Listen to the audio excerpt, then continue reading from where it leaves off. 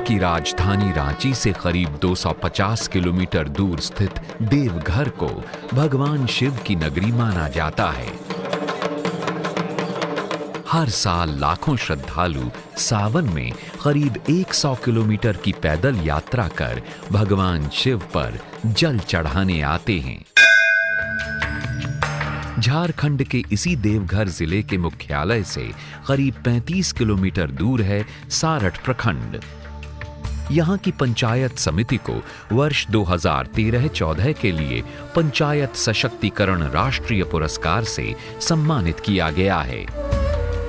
ये पुरस्कार पंचायत समिति को उन प्रयासों के लिए मिला है जिसमें पंचायत ने विभिन्न विभागों और सरकार की ग्रामीण विकास की योजनाओं का सफल समन्वय किया, जिससे यहाँ के किसानों की आमदनी बढ़ी। पंचायत समिति के इन प्रयासों का प्रभाव धरातल पर दिखने लगा है और यहाँ के रहने वाले किसानों के लिए खेती अब ज्यादा आसान और फायदेमंद हो गई है।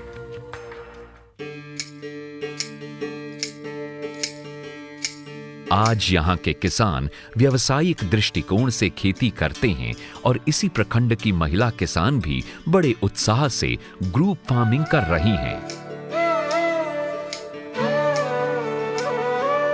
बदलाव का ये सिलसिला तब शुरू हुआ जब पंचायत की पहल पर कृषि विज्ञान केंद्र ने सारठ प्रखंड को केंद्रित कर कार्यक्रम चलाए।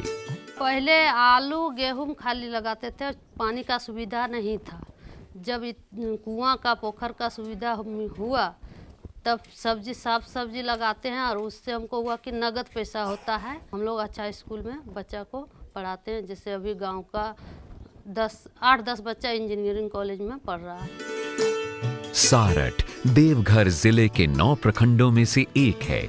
इस कोयलांचल क्षेत्र में भौगोलिक कारणों से पानी की कमी रही है और ये क्षेत्र कभी भी कृषि के लिए नहीं जाना जाता रहा है।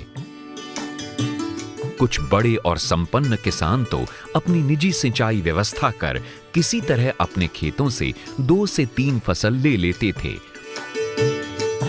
पर छोटे और सीमांत किसान पूरी तरह से वर्षा पर आधारित खेती ही कर पाते थे। हर साल खेत जोतकर इस क्षेत्र के किसान बड़ी आशा से बादल और बारिश का इंतजार करते थे और यदि बारिश किसी साल रूठ गई तो फिर इस क्षेत्र के ज्यादातर किसानों के खेत सूख जाते थे और उनका जीवन मजदूरी या किसी अन्य ग्रामीण व्यवसाय पर ही चल पाता था।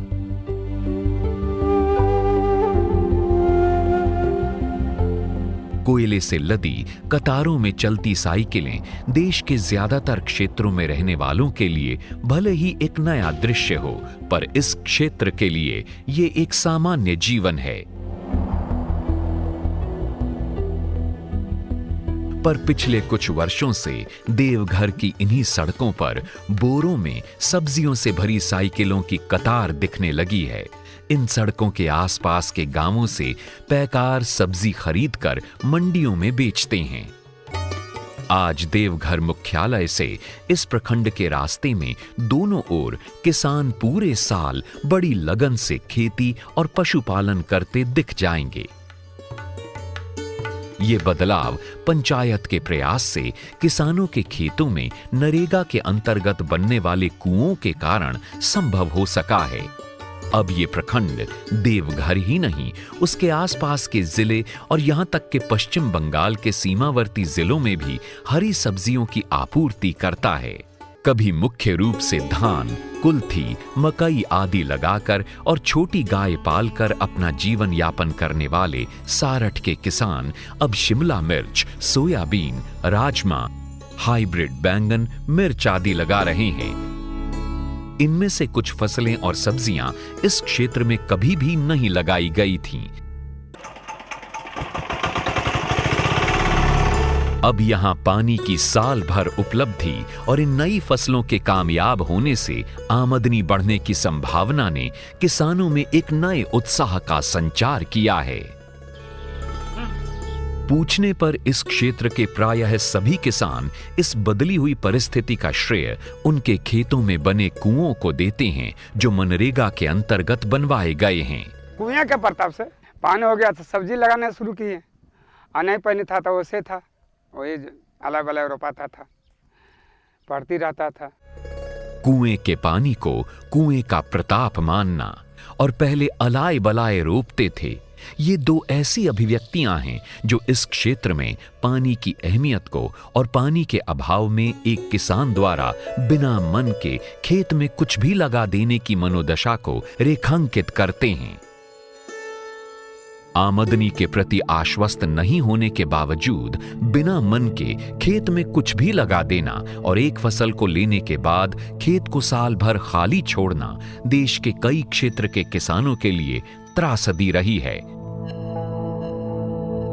ये त्रासदी झारखंड के इस पठारी क्षेत्र में और भी मुखर रही है और इसका एक बड़ा कारण रहा है वर्षा पर आधारित खेती। सारठ पंचायत ने निर्णय लिया कि किसानों की इस समस्या का समाधान किया जाए। नरेगा के पैसे से किसानों की निजी खेती की जमीन पर कुएं की खुदाई की गई। नरेगा से जो स्कीम कुआं जो मिल रहा है, प्रति प्लॉट भी जितना जमीन है उसको भी हम लोग, बंजर जो जमीन भी बना है उसको भी हम लोग खड़ के मान ले धान गेहूं लगा सकते हैं। धान की कटने के बाद फिर इसमें फसल लगता है, फसल मिर्चाई लगाते हैं, गेहूं लगाते हैं, प्याज लगता है, बंधा गोभी लगता है, फूल गोभी, टमाटर, शिमला, हर तरह का यहाँ फसल लगता है। अब किसान अपने खेत में बने इन कुओं से सिंचाई कर साल में 2 से 3 फसलें ले रहे हैं और साथ ही नई नई फसलों का प्रयोग भी अपने खेतों में कर रहे हैं, जिससे उनकी आमदनी में गुणात्मक वृद्धि हो सके। पर ये एक दिन की सफलता की कहानी नहीं है, इसके पीछे है किसानों की खुद की कड़ी मेहनत, सरकार का गांव के अंतिम पायदान पर खड़े लोगों तक योजनाओं को पहुंचाने का संकल्प, जिला स्तर पर विभिन्न विभागों का संगठित प्रयास और पंचायती राज संस्थाओं द्वारा योजनाओं को धरातल पर उतारने के लिए सभी विभागों और योजनाओं का सभी स्तरों पर समन्वय एवं क्रियान्वयन। हम लोगों ने कन्वर्जेंस के माध्यम से इस चीज़ों को किया है और इसका रिजल्ट ये हुआ है कि जहाँ भी कुएं का काम हुआ है जिस किसान के भी खेत में, तो उसके आसपास के सारे किसानों को इसका लाभ मिला है। निसंदेह इतनी बड़ी सफलता का श्रेय किसी एक विभाग या संस्था को नहीं दिया जा सकता, पर इसकी बुनियाद कहीं ना कहीं झारखंड में पंचायती राज के प्रतिनिधियों और कर्मचारियों के प्रशिक्षण में रखी जाती है। देवघर के जसीडीह में स्थित पंचायती राज प्रशिक्षण संस्थान बड़ी सफलता से ये भूमिका निभा रहा है। उनसे पहले हम लोग पूछते हैं कि आपके यहाँ क्या योजनाएं चलती है, जानकारी हम लेते हैं, फिर एक योजना से दूसरी योजना को कैसे वो जोड़ेंगे। जैसे मनरेगा का कूप तो उन्होंने बना दिया, अब कूप को जो है सो आप उसकी कैपेसिटी क्या है कि 1 से 1.5 एकड़ तक का सिंचाई कर सकता है। उसमें वो परंपरागत यदि खेती करते हैं तो उनसे उनको लाभ नहीं होगा। इस संस्था ने हर स्तर के प्रतिनिधियों और कर्मचारियों के प्रशिक्षण के लिए मॉड्यूल तैयार किए हैं और प्रत्येक प्रशिक्षण से पूर्व यहाँ के प्रशिक्षक आपस में विचार विमर्श कर प्रशिक्षण की तैयारी में सत्रों की रणनीति बनाते हैं। पूरी तरह सहभागिता के आधार पर चलाए जाने वाले हर प्रशिक्षण में सरकार के कार्यक्रमों और योजनाओं को अमली जामा पहनाने पर गहन चर्चा होती है।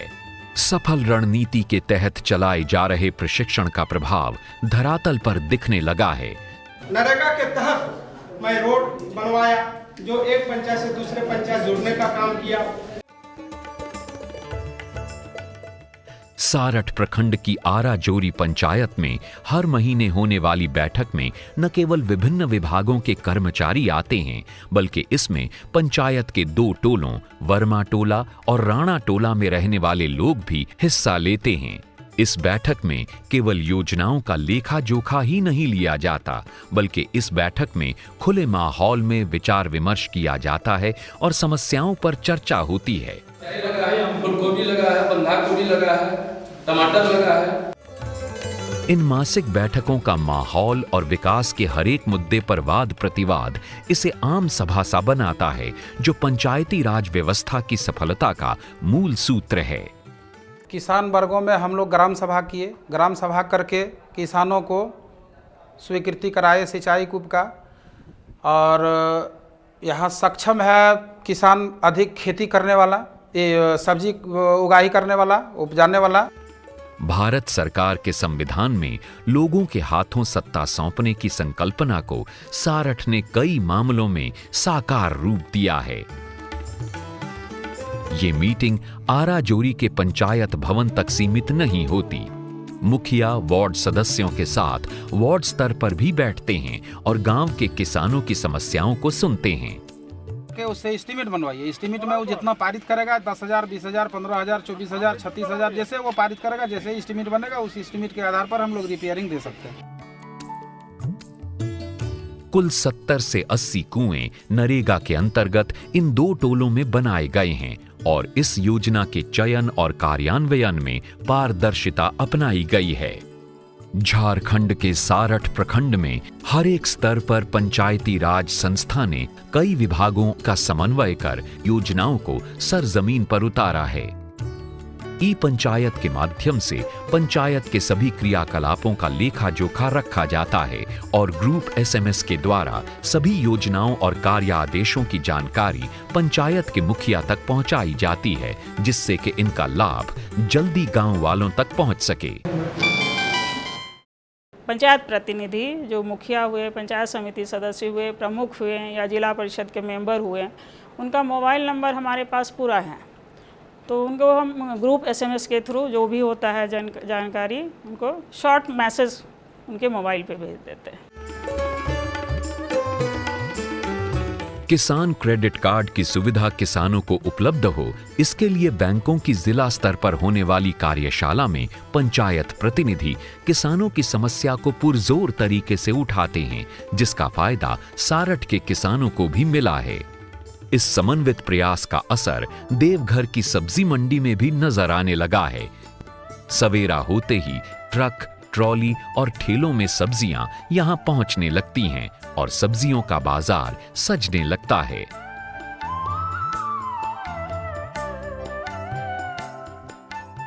इन सफेद लाल हरी सब्जियों में ताजगी की चमक है और इनमें से ज्यादातर सब्जियां सारठ क्षेत्र से आती हैं।